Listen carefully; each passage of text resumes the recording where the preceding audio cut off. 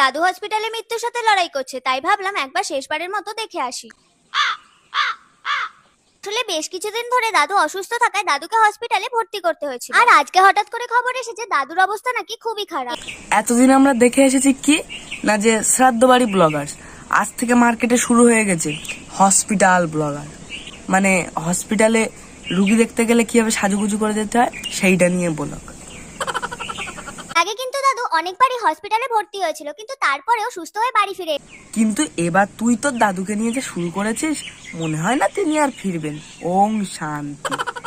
যাই হোক, তোমরা কিন্তু আমার দাদুর জন্য অবশ্যই প্রে করো। আমার দাদুর কিন্তু এখনো মরার বয়স হয়নি, কারণ দাদুর বয়স সবে মাত্র 88।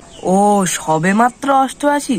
তাহলে তো দিদি ভাই তোমার কাছ থেকে খুব শিগগির একটা শ্রাদ্ধ বাড়ির ব্লগ দেখতে পাচ্ছি। হ্যাঁ, এবার একটা কথা বলি, উনি কিন্তু আমার নিজের দাদু নয়। আসলে এই দাদু আমাদের পুরনো বাড়িতে ভাড়া থাকতেন। मार मारो का खोपड़ी तोड़ साले का मार।